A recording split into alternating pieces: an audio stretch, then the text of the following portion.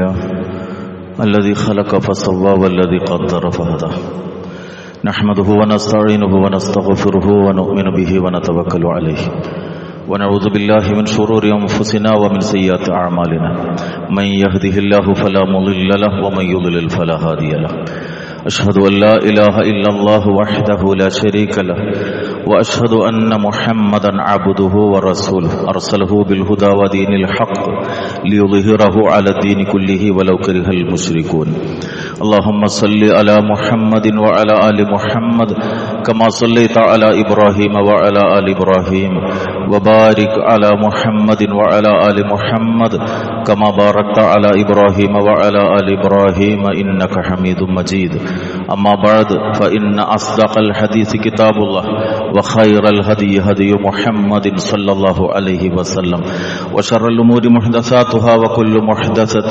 بدعة أيها الناس اتقوا الله عباد الله أعوذ بالله السميع العليم من الشيطان الرجيم بسم الله الرحمن الرحيم يا أيها الذين آمنوا اتقوا الله وكونوا مع الصادقين رب اشرح لي صدري ويسر لي أمري واحلل عقدة من لساني يفقهوا قولي ബഹുമാന്യരായ സത്യവിശ്വാസികളെ, സർവശക്തനും സർവലോക നിയന്താവുമായ റബ്ബ് സുബ്ഹാനഹു തആലയുടെ ആജ്ഞകളും നിർദ്ദേശങ്ങളും ജീവിതത്തിന്റെ രഹസ്യ പരസ്യ മേഖലകളിൽ പരമാവധി സൂക്ഷിച്ചുകൊണ്ട് തഖ്വയോടുകൂടി ജീവിതത്തെ മുന്നോട്ട് കൊണ്ടുപോകണമെന്ന് സ്വന്തത്തെയും നിങ്ങളെയും വസിയ്യത്ത് ചെയ്യുന്നു. അള്ളാഹുവിന്റെ ഖുർആനും തിരുദൂതരുടെ ചര്യയും മുറുകെ പിടിച്ച് ജീവിച്ച് ഈമാനോടുകൂടി മരണം വരിച്ച് ഫിർദൗസിൽ ഒരുമിച്ച് കൂടാൻ അള്ളാഹു നമുക്കെല്ലാവർക്കും തൗഫീഖ് നൽകി അനുഗ്രഹിക്കുമാറാകട്ടെ. മനുഷ്യൻ സാമൂഹ്യ ജീവിയാണ്. ഐഹികമായ ജീവിതത്തിലെ വിവിധ മേഖലകളിൽ വ്യാപരിക്കുമ്പോൾ അവിടെയെല്ലാം കൃത്യമായ നിലപാടുകളും സമീപനങ്ങളും സ്വീകരിക്കാൻ കൽപ്പിക്കപ്പെട്ടവനാണ് സത്യവിശ്വാസി. സാമൂഹ്യ ജീവിതത്തിന്റെ ഭാഗമാണ് നമ്മൾ ഇടപെട്ടുകൊണ്ടിരിക്കുന്ന, പ്രത്യേകിച്ചും ഒരു ജനാധിപത്യ രാജ്യം എന്ന നിലക്ക് അവിടുത്തെ രാഷ്ട്രീയ സംവിധാനങ്ങളും തെരഞ്ഞെടുപ്പുകളും അതുമായി ബന്ധപ്പെട്ട കാര്യങ്ങളുമെല്ലാം അതിന്റെ ഭാഗമാകലും അതിൽ തങ്ങളാൽ സാധ്യമാകുന്ന ധർമ്മങ്ങൾ നിർവഹിക്കലും വിശ്വാസികളുടെ ബാധ്യത തന്നെയാണ്. പക്ഷേ അത്തരം കാര്യങ്ങളിലെല്ലാം ഇടപെടുമ്പോൾ ഒരു മുഅ്മിൻ എന്നുള്ള നിലക്ക് അനിവാര്യമായി നമ്മൾ ശ്രദ്ധിക്കുകയും സൂക്ഷിക്കുകയും ചെയ്യേണ്ടുന്ന കാര്യങ്ങൾ യഥാവിധത്തിലുള്ള ഗൗരവത്തോടുകൂടി നാം ഉൾക്കൊള്ളണം. പലപ്പോഴും ദീനീ രംഗത്ത് സജീവമുള്ള ചില ആളുകൾ കച്ചവട മേഖലയിലാണെങ്കിൽ അവർ തുറന്നു പറയും, ശരിയാണ്, നിങ്ങൾ പറയുന്നതൊക്കെ ശരിയാണ്, പക്ഷെ ബിസിനസ്സിൽ നിങ്ങൾ പറയുന്ന അത് നടക്കില്ല. ഇടയ്ക്കൊക്കെ ടാക്സ് വെട്ടിക്കേണ്ടി വരും, ചില കള്ളക്കണക്കുകളൊക്കെ എഴുതേണ്ടി വരും, കച്ചവടത്തിൽ ദീന് ശരിയാവില്ല എന്ന് ദീനീ രംഗത്ത് തന്നെ പ്രവർത്തിക്കുന്ന ബോധമുള്ള ചില ആളുകൾ പലപ്പോഴും പറയുന്നത് നമുക്ക് കേൾക്കാൻ സാധിക്കും. അത് ശരിയായ കാര്യമല്ല. അതുപോലെ രാഷ്ട്രീയമാകുമ്പോൾ, സാമൂഹിക പ്രവർത്തനാകുമ്പോൾ അവിടെ നിങ്ങൾ പറയുന്നത് 100% ശരിയാകില്ല, അങ്ങനെ വേണ്ടിവരും, ഇങ്ങനെ വേണ്ടിവരും എന്നൊക്കെ ന്യായീകരണങ്ങൾ നടത്തൽ അതൊരു മുഅ്മിനെ സംബന്ധിച്ചിടത്തോളം പാടുള്ളതല്ല. കാരണം നമ്മൾ ഏർപ്പെടുന്ന മേഖലകൾ ഏതൊക്കെയാണോ അത് നമ്മുടെ ഐഹികമായ ജീവിതം, ദുനിയാവിലെ ജീവിതത്തിന്റെ ഭാഗമാണ്. ആഖിറത്തിന് വേണ്ടി അധ്വാനിക്കാനും ആ ആഖിറത്തിനു വേണ്ടി നന്മ ചെയ്യാനും കൽപ്പിക്കപ്പെട്ടവരാണ് നമ്മൾ. അതുകൊണ്ട് പരലോകം മറന്നുപോയിക്കൊണ്ടുള്ള ഒരു പ്രവർത്തനം ഏത് മേഖലയിലാണെങ്കിലും നമ്മിൽ നിന്ന് സംഭവിക്കാൻ പാടില്ലാത്തതാണ്. ആഖിറത്താണ് ഒരു മുഅ്മിനെ സംബന്ധിച്ചിടത്തോളം ഏറ്റവും പ്രധാനം എന്നുള്ളത്. അവിടെ ശ്രദ്ധിക്കേണ്ടുന്ന ഒരു കാര്യം, ആരാന്റെ ദുനിയാവിനു വേണ്ടി അവനവന്റെ പരലോകം നഷ്ടപ്പെടുത്താൻ പാടില്ല. ഒന്നുകൂടി ആവർത്തിക്കുന്നു, അന്യന്റെ ദുനിയാവിനു വേണ്ടി അവനവന്റെ ആഖിറം നഷ്ടപ്പെടുത്തുന്ന സമീപനം നമ്മിൽ നിന്നുണ്ടാകാൻ പാടില്ല. പ്രത്യേകിച്ച് ബന്ധപ്പെടുന്ന മേഖലകളിൽ ശ്രദ്ധിക്കേണ്ടുന്ന ഒന്നാണ് എതിരാളികളെ കുറിച്ച് ഇല്ലാത്തത് പറയുക, മറുചേരിയിലുള്ള ആളുകളെ കുറിച്ച് എന്തും പറയുക. രാഷ്ട്രീയത്തിലാകുമ്പോൾ, പൊതുപ്രവർത്തനത്തിലാകുമ്പോൾ അതൊന്നും കുഴപ്പമില്ല എന്ന നിലപാട് അതൊരു മുഅ്മിനെ സംബന്ധിച്ചിടത്തോളം ശരിയായിട്ടുള്ളതല്ല. ഏഷണിയാകട്ടെ, പരദൂഷണമാകട്ടെ, അതുപോലുള്ള മറ്റു കാര്യങ്ങളെല്ലാം, പ്രത്യേകിച്ച് ലൈംഗികാരോപണം. ഇന്ന് നമുക്കറിയാം, നമ്മുടെ സമൂഹത്തിൽ ഏതൊരാളെയും മൂലക്കിരുത്താൻ, ഏതൊരാൾക്ക് നേരെയും എന്ത് നിലപാട് സ്വീകരിക്കാനും ഏറ്റവും എളുപ്പമുള്ളൊരു കാര്യം അയാളുടെ പേരിൽ ലൈംഗികമായ ആരോപണങ്ങൾ ഉന്നയിക്കുക എന്നതാണ്. അതുള്ളതാകട്ടെ ഇല്ലാത്തതാകട്ടെ. നമുക്കറിയാം, ഇസ്ലാമികമായ വിഷയത്തിലുള്ള മാനദണ്ഡം 4 സാക്ഷികളില്ലാത്ത പക്ഷം പറയാൻ പോലും പാടില്ല എന്നുള്ളതാണ്. പ്രത്യേകിച്ച് സ്ത്രീകളെ സംബന്ധിച്ച് ഇന്നത് പൊതു സ്വഭാവമായി മാറിക്കഴിഞ്ഞിട്ടുണ്ട്. പൊതുരംഗത്ത് പ്രവർത്തിക്കുന്നവരാകുമ്പോൾ പ്രത്യേകിച്ചും അതൊക്കെ എളുപ്പമാണ് അങ്ങനെയുള്ള ആരോപണങ്ങൾ കൊണ്ടുവരാൻ. മുഅ്മിനത്തുകളായ സ്ത്രീകളെക്കുറിച്ച് അപവാദ അപവാദം പറയുന്നതിനെ 7 വൻപാപങ്ങളിൽ ഒന്നായിട്ടാണ് പരിശുദ്ധ ഇസ്ലാം നോക്കിക്കാണുന്നത് എന്നത് നാം ഗൗരവത്തോടുകൂടി കാണണം. അതുപോലെ തന്നെ സാമൂഹ്യ മാധ്യമങ്ങളിലൂടെ ഒരു സത്യവുമല്ലാത്ത, യാതൊരു നിലക്കും വസ്തുതയില്ലാത്ത വാർത്തകൾ അത് കേട്ടാൽ പ്രചരിപ്പിക്കുക, തന്റെ എതിരാളിയാണ്, തന്റെ എതിർപക്ഷത്ത് നിൽക്കുന്ന ആളാണ് എന്നതുകൊണ്ട് മാത്രം അതിന്റെ ഫാക്ട് ചെക്ക് ചെയ്യാതെ, അതിന്റെ വസ്തുതയെക്കുറിച്ച് അന്വേഷിക്കാതെ ഫോർവേഡ് ചെയ്യുക, പ്രചരിപ്പിക്കുക എന്നതൊക്കെ പലപ്പോഴും ഇന്ന് സമൂഹത്തിന്റെ പൊതു സ്വഭാവമായി തീർന്നിട്ടുണ്ട്. മഹാനായ ഇമാം നവവി റഹിമഹുല്ലാ നമീമത്തിനെ കുറിച്ച് അദ്ദേഹം പറയുന്ന കാര്യം എന്താണ്? ഹിയ അന്നമീമത്തു നഖ്ലു കലാമിൻ നാസി ബഅദിഹിം ഇലാ ബഅദ് അലാ ജിഹത്തിൽ ഇഫ്സാദ്. എന്തെങ്കിലുമൊക്കെ ഒരു കുഴപ്പമുണ്ടാക്കണം ഉദ്ദേശിച്ചുകൊണ്ട് ജനങ്ങളുടെ സംസാരം അവർക്കിടയിൽ പരസ്പരം എത്തിക്കുന്ന പണി. ഒരാൾ പറഞ്ഞത് മറ്റാളോട് പറയുക, അല്ലെങ്കിൽ അയാൾ പറഞ്ഞത് ഇപ്പുറത്ത് പറയുക. അതിന് ഏത് മാധ്യമങ്ങളാണോ ലഭിക്കുന്നത് അതൊക്കെ ഉപയോഗപ്പെടുത്തുക. അഷ്റഫുൽ ഖൽഖ് മുഹമ്മദ് റസൂലുള്ളാഹി സ്വല്ലല്ലാഹു അലൈഹി വസല്ലമയുടെ വചനം അബൂ ഹുറൈറ റളിയല്ലാഹു അൻഹു റിവായത്ത് ചെയ്യുന്നു. അവിടുന്ന് പറഞ്ഞു, കഫാ ബിൽ മർഇ ഇസ്മൻ അൻ യുഹദ്ദിസ ബികുല്ലി മാ സമിഅ. താൻ കേട്ടതൊക്കെ പറയുക എന്നുള്ളത്, കേട്ട കാര്യങ്ങൾ എന്തൊക്കെയാണോ അതൊക്കെ മറ്റുള്ളവരോട് പറഞ്ഞു നടക്കുക എന്നത് ഒരാൾ പാപിയാകാൻ അത് ധാരാളം മതി. ആ ചെയ്യുന്ന കാര്യം പാപമാണ് എന്നുള്ളതാണ്. അസ്മാ ബിൻത് യസീദ് റളിയല്ലാഹു തആല അൻഹയിൽ നിന്ന് നിവേദനം ചെയ്യപ്പെട്ട മറ്റൊരു ഹദീസിൽ റസൂലുള്ളാഹി സ്വല്ലല്ലാഹു അലൈഹി വസല്ലം ചോദിച്ചു, അഫലാ ഉഖ്ബിറുക്കും ബി ശറാരിക്കും? ഖാലു ബലാ. ഖാല അൽ മശാഊന ബിൻ നമീമ അൽ മുഫ്സിദൂന ബൈനൽ അഹിബ അൽ ബാഗൂന അൽ ബുറാ അൽ അന. നബി സല്ലല്ലാഹു അലൈഹി വസല്ലം പറയാണ്, നിങ്ങളുടെ കൂട്ടത്തിലെ ഏറ്റവും മോശപ്പെട്ടവൻ ആരാണ് എന്ന് ഞാൻ നിങ്ങൾക്ക് പറഞ്ഞു തരട്ടെയോ? സഹാബത്ത് പറഞ്ഞു, അതെ. ആ സന്ദർഭത്തിൽ റസൂലുള്ളാഹി പറഞ്ഞു, നിരന്തരം നമീമത്തുമായി നടക്കുന്ന ആളുകളാണ്. അൽ മശാഊന ബിൻ നമീമ, നമീമത്തുമായി നടക്കുന്നവരാണ്. ആർക്കിടയിൽ? എങ്ങനെ? അൽ മുഫ്സിദൂന ബൈനൽ അഹിബ്ബ, സ്നേഹമുള്ള ആളുകൾക്കിടയിൽ ഫസാദ് ഉണ്ടാക്കുക. രണ്ടാള് നല്ല നിലക്കാണ് പോകുന്നത് കണ്ടാൽ അവർക്കിടയിൽ കുഴപ്പമുണ്ടാക്കാൻ ശ്രമിക്കുക.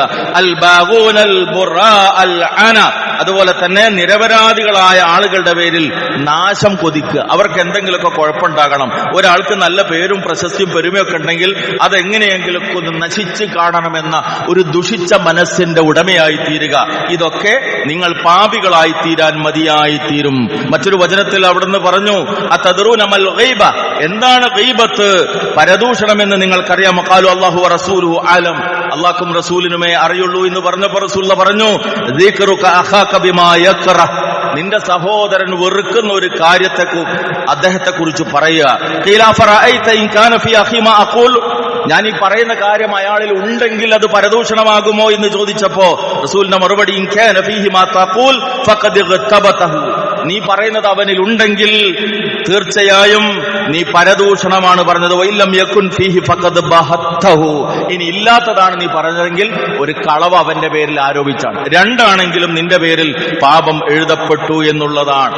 ആ സ്വഭാവമുള്ള ആളുകൾക്ക് പരലോകത്തുള്ള ശിക്ഷ ഗൗരവപൂർവ്വമാണ് റസൂലുള്ളാഹി സ്വല്ലല്ലാഹു അലൈഹി വസല്ലം പറഞ്ഞത്. അവിടുന്ന് പറഞ്ഞു, ലമാ ഉരിജ ബി മറർതു ബിഖൗമിൻ ലഹും അൽഫാറും മിൻ നുഹാസിൻ യഖ്മിശൂന വുജൂഹഹും വസുദൂറഹും ഫഖുൽതു മൻ ഹൗലാ യാ ജിബ്രീൽ.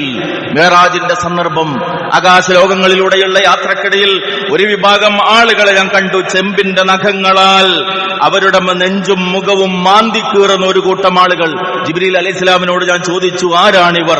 ഖാല ഹൗലാ അല്ലദീന യഅകുലൂന ലുഹൂമൻ നാസ് വയഖഊന ഫീ അഅറാളിഹിം. ആരാണ് ഈ ആളുകൾ എന്നറിയാമോ? ജനങ്ങളുടെ മാംസം തിന്ന് നടന്ന ആളുകളാണ്. അന്യനെ കുറിച്ച് പരദൂഷണം പറഞ്ഞ് നടന്ന ആളുകളാണ്. അതേപോലെ തന്നെ അവരുടെ അഭിമാനത്തിന് ക്ഷതമേൽപ്പിക്കുകയും ചെയ്തു. മറ്റുള്ളവന്റെ അഭിമാനത്തിന് ഒരു വിലയും കൽപ്പിച്ചില്ല. നമുക്കറിയാം, പലപ്പോഴും ആരോപണങ്ങൾ വരുമ്പോ മാധ്യമങ്ങൾ അത് ആഘോഷിക്കും. പക്ഷേ പിന്നീട് വസ്തുത വ്യക്തമാക്കപ്പെടുമ്പോ ഒരു മാധ്യമത്തിൽ അത് വരില്ല. അധ്യാപകന്റെ പേരിൽ വിദ്യാർത്ഥിനി ലൈംഗികാരോപണം ഉന്നയിച്ചു, 8 വർഷം അയാൾ ജയിലിലായി. ചാനലുകൾ ആഘോഷിച്ചിട്ടുണ്ടാവും. 8 കൊല്ലം കഴിഞ്ഞിട്ട് റിപ്പോർട്ട് വരികയാണ്, പെൺകുട്ടി പറയാണ്, ഞാൻ അദ്ദേഹത്തോടുള്ള വിരോധം കൊണ്ട് പറഞ്ഞതാണ്. അത് പത്രത്തിൽ വാർത്ത വരുമോ? ഇല്ല. അതുപോലെ തന്നെയാണ് ഏത് തിന്മയുടേതായ കാര്യങ്ങളും പ്രചരിപ്പിക്കാൻ ആളുകൾക്ക് ഇഷ്ടമാണ്. പക്ഷെ പലപ്പോഴും ആരോപിക്കപ്പെട്ട കാര്യങ്ങളാണെങ്കിൽ സത്യം പുറത്തു വന്നാൽ പോലും അത് പറയുന്നതിൽ ആളുകൾക്ക് ഇഷ്ടമുണ്ടാകില്ല. ഇങ്ങനെയുള്ള സ്വഭാവം ഒക്കെ നിങ്ങളിൽ ഉണ്ടെങ്കിൽ നാളെ പരലോകത്ത് കടുത്ത ശിക്ഷയുണ്ട് എന്നതാണ് പരിശുദ്ധ ഇസ്ലാം നമുക്ക് പഠിപ്പിച്ചു തരുന്നത്. അതുപോലെ തന്നെ ഏഷണിക്കാരൻ ലാ യദ്ഖുലുൽ ജന്നത നമ്മാം, നമീമത്ത് പറഞ്ഞു നടക്കുന്നവൻ ഏഷണിക്കാരൻ സ്വർഗത്തിൽ പ്രവേശിക്കയില്ല എന്നാണ് മഹാനായ തിരുദൂതർ സ്വല്ലല്ലാഹു അലൈഹി വസല്ലമ നമുക്ക് പഠിപ്പിച്ചു തന്നിരിക്കുന്നത്. അവിടുന്ന് മറ്റൊരിക്കൽ പറഞ്ഞു, മിൻ ഹുസ്നി ഇസ്ലാമിൽ മർഇ തർക്കുഹു മാ ലാ യഅനി. എപ്പോഴും നമ്മൾ ശ്രദ്ധിക്കേണ്ടുന്ന ഒരു കാര്യമാണ്, തന്നെ ബാധിക്കാത്ത കാര്യങ്ങൾ ഒഴിവാക്കുക. എല്ലായിടത്തും ചെന്ന് അഭിപ്രായം പറയുകയല്ല, എല്ലാത്തിലും തലവെച്ചു കൊടുക്കുകയല്ല. തന്നെ ബാധിക്കാത്ത കാര്യങ്ങളാണോ അതിൽ നിന്ന് വിട്ടുനിൽക്കുക, അതിനെക്കുറിച്ച് സംസാരം നടത്താതിരിക്കുക. ഇത് ഇസ്ലാം ഒരു മനുഷ്യന് നൽകുന്ന ഉത്തമ ഗുണങ്ങളിൽപ്പെട്ടതാണ് എന്നതാണ്. അതുപോലെ തന്നെ ഒരു തെരഞ്ഞെടുപ്പ് വരുമ്പോൾ പ്രത്യേകിച്ചും ശ്രദ്ധിക്കേണ്ടുന്ന മറ്റൊരു കാര്യമാണ് സ്ത്രീകളുമായി ബന്ധപ്പെട്ട കാര്യം. ഇസ്ലാം സ്ത്രീകളെ സംബന്ധിച്ച് കൃത്യമായ നിലപാടുകൾ, സമീപനങ്ങൾ വ്യക്തമാക്കിയിട്ടുണ്ട്. അവരുടെ വസ്ത്രധാരണ രീതി, അവർ സാമൂഹിക രംഗത്തേക്ക് ഇടപെടുമ്പോൾ, വീട്ടിൽ നിന്ന് പുറത്തിറങ്ങിയാൽ അന്യപുരുഷന്മാരുമായുള്ള ഇടപെടലുകൾ എങ്ങനെയാകണം എന്ന് തുടങ്ങിയ കാര്യങ്ങൾ നമുക്കറിയാം. നമ്മുടെ രാഷ്ട്രീയ രംഗത്ത് സ്ത്രീ സംവരണം നിലവിലുള്ള ഒരു കാലഘട്ടമാണ്. സ്വാഭാവികമായി തെരഞ്ഞെടുപ്പുകൾ വരുമ്പോൾ അവരുടെ പ്രാതിനിധ്യം ഉണ്ടാകും. അത്തരം ഘട്ടങ്ങളിലൊക്കെ ഒരു മുസ്ലിം എന്നുള്ള നിലക്ക് പ്രവർത്തിക്കുന്ന ഒരു വനിത ശ്രദ്ധിക്കേണ്ടുന്ന ഇസ്ലാമികമായ ബാധ്യതകളുണ്ട്. നമുക്കറിയാം, നമ്മുടെ നാട്ടിലെ തെരഞ്ഞെടുപ്പിന്റെ സാഹചര്യത്തിൽ അവരുടെ വർണ്ണ പോസ്റ്ററുകൾ എങ്ങുമുണ്ടാകും എന്നുള്ളത് ഒരു ദുരന്തമാണ്. അതേപോലെ തന്നെ അന്യരുടെ കൂടെ ഇരിക്കാനും പെരുമാറാനും ഒക്കെ ആവശ്യമായി വരുന്ന അനിവാര്യ ഘട്ടങ്ങൾ ഉണ്ടാകും. അവിടെയൊക്കെ ഇടപെടുന്ന ഒരു സ്ത്രീയിൽ ശ്രദ്ധയുണ്ടാകണം, സൂക്ഷ്മതയുണ്ടാകണം. വൈകിയ സന്ദർഭങ്ങളിൽ യാത്രകൾ നടത്തേണ്ടി വരും. മഹ്റം കൂടെയില്ലാത്ത യാത്രകൾ അത്തരം സന്ദർഭങ്ങളിൽ ഉണ്ടാകുന്നതിനെ കുറിച്ച് സ്ത്രീകൾ അങ്ങേയറ്റം ശ്രദ്ധയുണ്ടാകണം. അന്യരായ ആളുകൾക്ക് തിന്മക്കുള്ള സാഹചര്യങ്ങൾ ഒരു പൊതുരംഗത്തേക്ക് ഇറങ്ങുന്ന സ്ത്രീയിൽ നിന്ന് ഉണ്ടാകാതെ ശ്രദ്ധിക്കുക എന്നുള്ളത് വളരെ പ്രധാനമാണ്. പ്രത്യേകിച്ച് ഇന്നിന്റെ സാഹചര്യങ്ങളിൽ പൊതുരംഗത്ത് പ്രവർത്തിക്കുന്ന സ്ത്രീകളിൽ ഇസ്ലാമികമായ അധ്യാപനത്തെക്കുറിച്ചുള്ള സൂക്ഷ്മത ബോധം മുൻകാലത്തേതിനേക്കാളും അനിവാര്യമായിരിക്കുന്ന ഒരു കാലഘട്ടമാണ്. ഇതേ വിധത്തിൽ തന്നെ അധികാരം നമുക്കറിയാം, അതെന്നും മനുഷ്യനെ മത്തുപിടിപ്പിക്കുന്നതാണ്. സമൂഹത്തിൽ ഒരു 5 കൊല്ലമൊക്കെ അധികാരത്തിന്റെ പങ്ക് ലഭിച്ച ആള് സ്വാഭാവികമായി തനിക്കിനി അവസരം ലഭിക്കണമെന്ന് ആഗ്രഹിക്കും.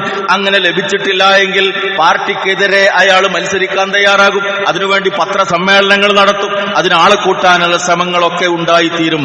അധികാരം മനുഷ്യനെ എന്നും മത്തുപിടിപ്പിച്ചിട്ടുള്ള കാര്യമാണ്. പക്ഷെ അവിടെയും ഇസ്ലാമിന് ചില സമീപനങ്ങളുണ്ട്. അധികാരത്തെ ഒരലങ്കാരമായി കാണേണ്ടുന്നവനല്ല മുസ്ലിം. തന്നിലൊരു ഉത്തരവാദിത്തം ഏൽപ്പിക്കപ്പെട്ട, അതൊരു വാർഡിന്റേതാകട്ടെ, ഒരു നിയോജക മണ്ഡലത്തിൻ്റെതാകട്ടെ, ഒരു പാർലമെന്റ് മണ്ഡലത്തിൻ്റെതാകട്ടെ, ഏതായിരുന്നാലും ശരി, ഇമാറത്ത് ഏൽപ്പിക്കപ്പെട്ടാൽ അതിനെ സൂക്ഷ്മതയോടുകൂടി കൈകാര്യം ചെയ്യേണ്ടുന്നവനാണ് മുഅ്മിൻ. ചോദിച്ചു വാങ്ങുന്ന സ്വഭാവം, നേതൃത്വം, അധികാരം ആഗ്രഹിക്കുന്ന സ്വഭാവം നിങ്ങളിൽ ഉണ്ടാവരുത് എന്നതാണ് റസൂലുള്ളാഹി സ്വല്ലല്ലാഹു അലൈഹി വസല്ലമയുടെ കൽപ്പന. അവിടുന്ന് പറഞ്ഞു, ഇന്നകും സതഹ്രിസൂന അലൽ ഇമാറ, നിങ്ങൾ എപ്പോഴും നേതൃത്വം ആഗ്രഹിക്കുന്നവരാണ്. എന്നെ ആ സ്ഥാനത്ത് ഇരുത്തണമെങ്കിൽ, അല്ലെങ്കിൽ എനിക്ക് ആ പദവി കിട്ടണം എന്നത് നിങ്ങളുടെ ഒരാഗ്രഹമാണ്. പക്ഷേ വസതകൂനു നദാമതൻ യൗമൽ ഖിയാമ, നിങ്ങൾ നേതൃത്വം ആഗ്രഹിക്കുന്നുവെങ്കിൽ പരലോകത്ത് അത് നിങ്ങൾക്ക് ഖേദത്തിന് കാരണമാകും. കാരണം ഉത്തരവാദിത്തം ഏൽപ്പിക്കപ്പെട്ടാൽ അതിനോട് നീതി പാലിക്കപ്പെട്ടിട്ടില്ലെങ്കിൽ ആ ചോദ്യം നേരിടേണ്ടി വരും. ആ ഭയമാണ്, പരലോകത്തെ ചോദ്യത്തെക്കുറിച്ചുള്ള ഭയമാണ് മഹാനായ അബൂബക്കർ സിദ്ദീഖ് റളിയല്ലാഹു അൻഹുവിന്റെയും ഉമർ ഇബ്നുൽ ഖത്താബ് റളിയല്ലാഹു അൻഹുവിന്റെയും ഒക്കെ ഉറക്കം കെടുത്തിയത് എന്നത് ചരിത്രത്തിൽ നമുക്ക് കാണാൻ സാധിക്കും. അബൂദർ റളിയല്ലാഹു അൻഹുവിനോട് നബി സല്ലല്ലാഹു അലൈഹി വസല്ലം നൽകിയ ശ്രദ്ധേയമായ ഒരു ഉപദേശം ഹദീസിൽ നമുക്ക് കാണാൻ സാധിക്കും. ആളുകളെ പല ചുമതലകൾ ഏൽപ്പിച്ചു കൊടുത്ത സന്ദർഭം സാത്വികനായ അബൂദർ റളിയല്ലാഹു അൻഹു റസൂലിന്റെ അടുക്കൽ ചെന്നിട്ട് ചോദിച്ചു, യാ റസൂലല്ലാഹ് അലാ തസ്തഅ്മിലുനി ഖാല ഫളറബ ബിയദിഹി അലാ മൻകിബി. ഞാൻ റസൂലിന്റെ അടുക്കൽ ചെന്ന് ചോദിക്കാണ്, അങ്ങനെ എല്ലാവർക്കും ചുമതലകൾ നൽകുന്നുണ്ട്, എനിക്ക് മാത്രം എന്താ അങ്ങനെ ഉത്തരവാദിത്വം ഏൽപ്പിക്കാത്തത്? ആ സമയത്ത് റസൂലുള്ളാഹി സ്വല്ലല്ലാഹു അലൈഹി വസല്ലം എന്റെ ചുമലിൽ ഇങ്ങനെ തട്ടി, എന്നിട്ട് സുമ്മ ഖാല, എന്നിട്ട് പറഞ്ഞു, യാ അബൂദർ ഇന്നക ദഈഫ്, അബൂദറേ നീ ദുർബലനാണ്, നിനക്ക് ഇന്ന വിധത്തിലുള്ള ദൗർബല്യങ്ങളുണ്ട്. വ ഇന്നഹാ അമാനതുൻ, തീർച്ചയായും ഞാൻ ഈ ഏൽപ്പിച്ചു കൊടുക്കുന്ന കാര്യങ്ങൾ, നേതൃത്വം അതൊരു അമാനത്താണ്. വഇന്നഹാ യൗമൽ ഖിയാമത്തി ഖിസ്യുൻ വനദാമ. ഇമാറത്ത് എന്നത്, നേതൃത്വം എന്നത്, ഉത്തരവാദിത്വം എന്നത് പരലോകത്തെത്തുമ്പോ അന്ത്യനാളിൽ അത് നിന്ദ്യതക്കും അപമാനത്തിനും കാരണമായി തീരും. ആർക്കൊഴികെ? ഇല്ലാ മൻ അഖദഹാ ബിഹഖിഹാ.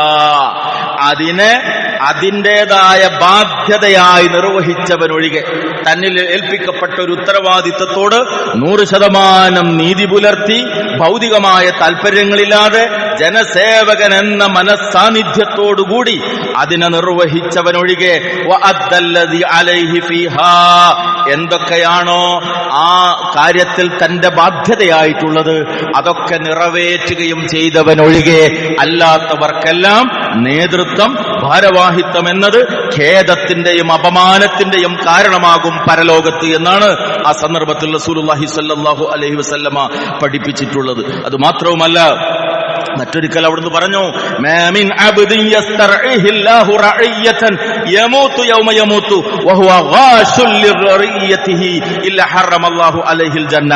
ഒരു സമൂഹത്തിന്റെ നേതൃത്വം അല്ലാഹു ഏൽപ്പിച്ചു. ആ അടിമക്ക് ആ നേതൃത്വം ഏൽപ്പിച്ച ശേഷം ജനങ്ങളെ അയാൾ വഞ്ചിച്ചുകൊണ്ടാണ് മരണപ്പെടുന്നത്. തന്റെ കീശ വീർപ്പിക്കാനും തന്റെ കുടുംബത്തിനുണ്ടാക്കാനും വേണ്ടി മെനക്കെട്ടു എന്നതല്ലാതെ തന്നെ ഉത്തരവാദിത്തം ഏൽപ്പിച്ച ജനങ്ങളെ മറന്നിട്ടാണ് അയാൾ ജീവിച്ചതെങ്കിൽ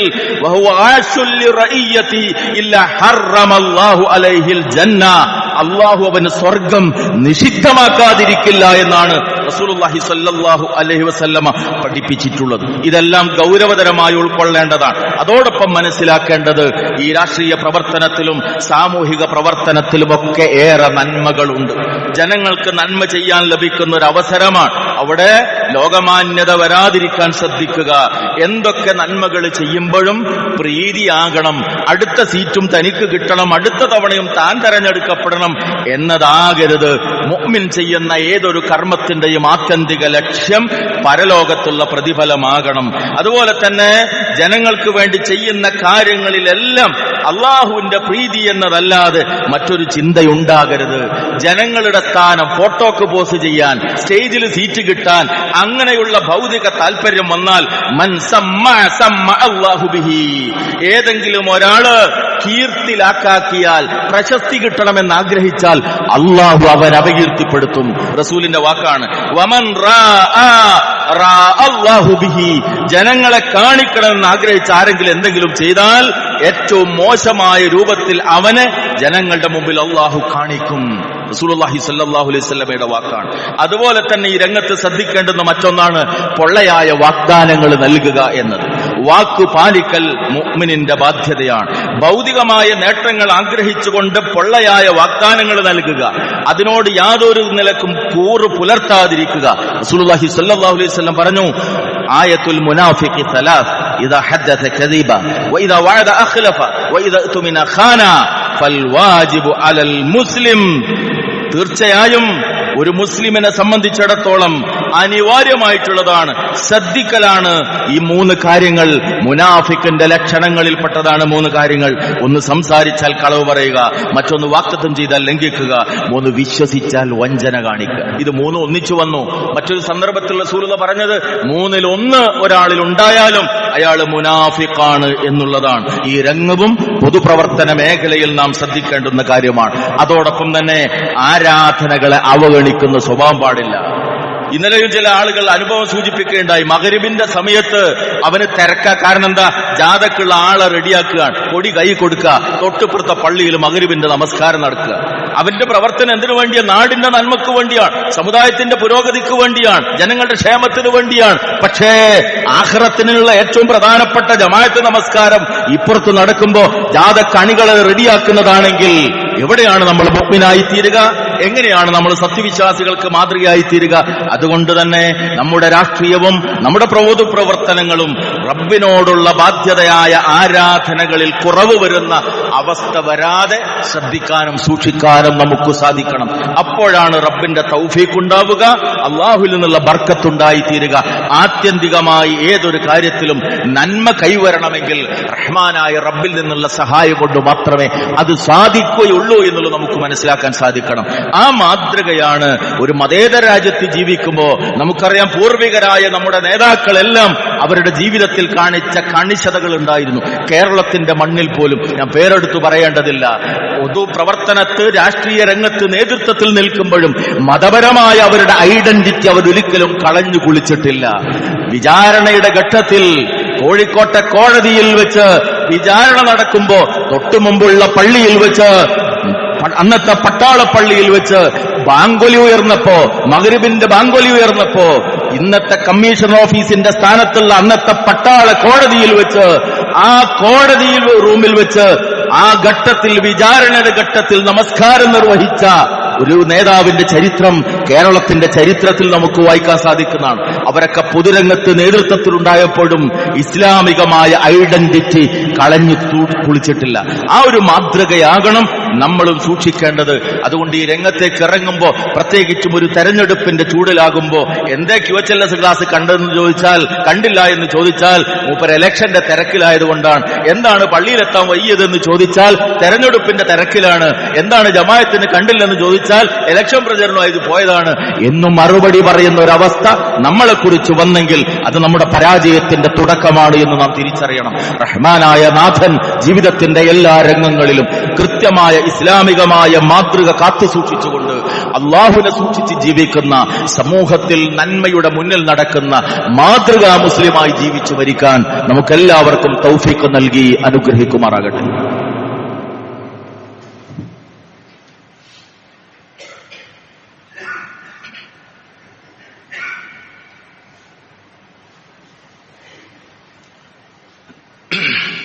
അൽഹംദുലില്ലാഹ് الذي هدانا لهذا وما كنا لنهتدي لولا أن هدانا الله صلى الله على النبي وعلى آله وصحبه أجمعين أما بعد اتقوا الله عباد الله. അല്ലാഹുവിനെ സൂക്ഷിച്ചുകൊണ്ട് ജീവിതത്തിന്റെ എല്ലാ രംഗങ്ങളിലും ഖുർആനിന്റെയും സുന്നത്തിന്റെയും കൽപ്പനകൾ നടപ്പാക്കാനുള്ള താല്പര്യവും പരിശ്രമവും ഉണ്ടാകണമെന്ന് സ്വന്തത്തെയും നിങ്ങളെയും ഒരിക്കൽ കൂടി ഓർമ്മപ്പെടുത്തുകയാണ്. രാഷ്ട്രീയവും സാമൂഹികവുമായ മേഖലകളിൽ സജീവമായി പ്രവർത്തിക്കുമ്പോഴും നമ്മിൽ ഉണ്ടാകേണ്ടുന്ന പ്രധാനമായ ഒരു പ്രാർത്ഥന ഇസ്ലാം പഠിപ്പിച്ചിട്ടുണ്ട്. ഒരു നാടിന്റെ ഭാഗധേയം നിർണയിക്കുന്നത് അവിടുത്തെ ഭരണാധികാരികളാണ്. നമുക്കറിയാം, ഇന്ത്യയിൽ ഫാഷിസം അതിന്റെ അധികാരം നേടിയെടുത്ത ശേഷം ന്യൂനപക്ഷങ്ങളുടെ നേർക്ക് കാണിച്ച സമീപനങ്ങൾ നമുക്കറിയാം. ബുൾഡോസർ രാജാണ് ഉത്തരേന്ത്യൻ സംസ്ഥാനങ്ങളിൽ പലയിടത്തും നടന്നുകൊണ്ടിരിക്കുന്നത്. ന്യൂനപക്ഷങ്ങളെ രാജ്യത്തിന്റെ പൗരത്വത്തിൽ നിന്ന് വെട്ടിമാറ്റാനുള്ള ഒളി അജണ്ടകളാണ് SIR എന്ന പേരിൽ ഇന്ന് വിവിധ സംസ്ഥാനങ്ങളിൽ നടന്നുകൊണ്ടിരിക്കുന്നത്. ഇവിടെയൊക്കെ നമ്മളിൽ നിന്ന് പ്രധാനമായ ഒരു പ്രാർത്ഥന അനിവാര്യമാണ്. റസൂലുള്ളാഹി സ്വല്ലല്ലാഹു അലൈഹി വസല്ലം പഠിപ്പിച്ചിട്ടുള്ള പ്രാർത്ഥന, അല്ലാഹുമ്മ ലാ തുസല്ലിത് അലൈനാ മൻ ലാ യർഹമുനാ. അല്ലാഹുവേ ലാ തുസല്ലിത് അലൈനാ, നീ ഞങ്ങളുടെ മേൽ അധികാരികൾ, ഭരണാധികാരികളാക്കരുതേ. ആരെ? മൻ ലാ യർഹമുനാ, ഞങ്ങളോട് കരുണയില്ലാത്ത ആളുകൾ, ഞങ്ങളോട് കരുണ കാണിക്കാത്ത ആളുകളെ ഞങ്ങളുടെ അധികാരികളാക്കി നീ മാറ്റരുതേ എന്ന പ്രാർത്ഥന റസൂലുള്ളാഹി സ്വല്ലല്ലാഹു അലൈഹി വസല്ലം പഠിപ്പിച്ചു തന്നിട്ടുള്ള പ്രാർത്ഥനയാണ്. അത് നാം നിരന്തരമായി നിർവഹിച്ചുകൊണ്ടേയിരിക്കണം. അതോടൊപ്പം ഇന്നിന്റെ സാഹചര്യത്തിൽ പ്രത്യേകിച്ച് നമുക്കറിയാം, കേരളത്തിൽ SIR നടപടികൾ, എന്യൂമറേഷൻ കാര്യങ്ങൾ മുന്നോട്ട് പോയിക്കൊണ്ടിരിക്കുന്ന ഒരു സമയമാണ്. ഇൻഷാ അല്ലാഹ് ഡിസംബർ 4-ാം തീയതി അതിന്റെ അവസാന തീയതിയാണ്. അതിനെക്കുറിച്ച് ശ്രദ്ധയും സൂക്ഷ്മതയും നമുക്കുണ്ടാകണം. അമിതമായ ഒരു ഉത്കണ്ഠ ഈ കാര്യത്തിൽ ആവശ്യമില്ല. കമ്മിൻ ഫിയത്തിൻ ഖലീല ഗലബത് ഫിയത്തിൻ കസീറ. ന്യൂനപക്ഷമാണെങ്കിൽ നിങ്ങൾ പേടിക്കേണ്ട, അള്ളാന്റെ വാഗ്ദാനമാണ്. എത്രയെത്ര കൊച്ചു സംഘങ്ങളാണ് വലിയ സംഘങ്ങളെ പരാജയപ്പെടുത്തിയിട്ടുള്ളത്. ഈമാനിന്റെ കരുത്ത് നമുക്കുണ്ടെങ്കിൽ, തവക്കുൽ നമുക്കുണ്ടെങ്കിൽ നമ്മളെ തുടച്ചു മാറ്റാൻ ഒരു ശക്തിക്കും സാധ്യമാകില്ല. പക്ഷേ നമ്മൾ എടുക്കേണ്ടുന്ന പണികൾ എടുത്തിരിക്കണം. തവക്കുൽ ചെയ്യുമ്പോഴും പരിശുദ്ധ പ്രവാചകൻ പഠിപ്പിച്ചത് കാര്യങ്ങളൊക്കെ ചെയ്ത ശേഷമായിരിക്കണം അള്ളാഹുവിൽ ഭരമേൽപ്പിക്കേണ്ടത്. SIR വോട്ടർ പട്ടികയിൽ പേര് വരാൻ, അത് വോട്ടർ പട്ടികയിൽ പേര് വരാനുള്ള ഒരു മാർഗം മാത്രമല്ല, മറിച്ച് പൗരത്വത്തെ, അതുമായി ബന്ധപ്പെട്ട കാര്യങ്ങളെ ഒളിച്ചു കടത്താനുള്ള ഒരു ശ്രമമാണ് എന്നുള്ളത് നമ്മൾ തിരിച്ചറിയണം. അതുകൊണ്ട് തന്നെ ഒരാളും ആ പട്ടികയിൽ നിന്ന് ഒഴിവായി പോകാതിരിക്കാൻ ശ്രദ്ധിക്കുക. അവസാന ദിനം വരെ ഫോം പൂരിപ്പിച്ചു കൊടുക്കാൻ നമ്മൾ കാത്തിരിക്കേണ്ടതില്ല. ഇൻഷാ അല്ലാഹ് ഡിസംബർ 9-ന് അതിന്റെ കരട് പട്ടിക വരുമ്പോ എല്ലാവരും അതിലുണ്ടാകത്തക്ക വിധത്തിൽ നമ്മൾ ആ വിഷയത്തിൽ ജാഗരൂകരായി തീരണം.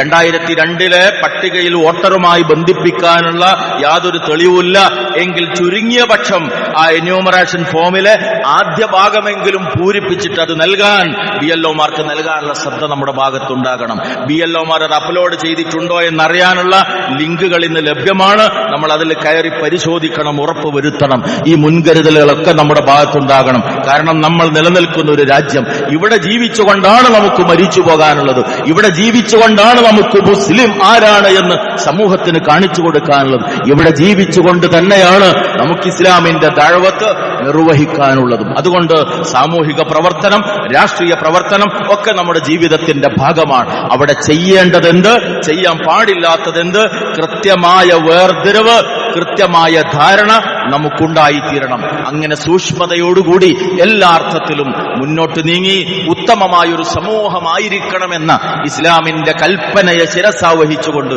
ജീവിതത്തിന്റെ ഉള്ളും പുറവും നന്നാക്കി തീർക്കാൻ വേണ്ടി നമ്മൾ പരിശ്രമിക്കുക. സർവോപരി റഹ്മാനായ റബ്ബിനോട് ആത്മാർത്ഥമായി നാം പ്രാർത്ഥിച്ചുകൊണ്ടേയിരിക്കുക. റഹ്മാനായ റബ്ബ് നമ്മുടെ എല്ലാ പാപങ്ങളും നമുക്ക് വിട്ടുപുറത്തു മാപ്പാക്കി തരികയും സ്വർഗീയ ആരാമത്തിൽ ഒന്നിച്ച് കഴിയാനുള്ള സൗഭാഗ്യം നൽകി നമ്മെ അനുഗ്രഹിക്കുകയും ചെയ്യുമാറാകട്ടെ. അല്ലാഹുമ്മ ഗ്ഫിർ ലിൽ മുഅ്മിനീന വൽ മുഅ്മിനാത്ത് വൽ മുസ്ലിമീന വൽ മുസ്ലിമാത്ത് അൽ അഹ്യാഇ മിൻഹും വൽ അംവാത്ത് ഇന്നക മുജീബുദ് ദഅവാതി യാ ഖാലിയൽ ഹാജാത്ത്. ربنا هب لنا من أزواجنا وذرياتنا قرة أعين واجعلنا للمتقين إماما. اللهم أرنا الحق حقا وارزقنا اتباعه. اللهم أرنا الباطل باطلا وارزقنا اجتنابه. اللهم اجعل القرآن ربيع قلوبنا ونور صدورنا يا رب العالمين. ربنا تقبل منا إنك أنت السميع العليم وتب علينا إنك أنت التواب الرحيم. ربنا آتنا في الدنيا حسنة وفي الآخرة حسنة وقنا عذاب النار. آمين آمين آمين برحمتك يا أرحم الراحمين. وصلى الله على النبي وعلى آله وصحبه أجمعين والحمد لله رب العالمين.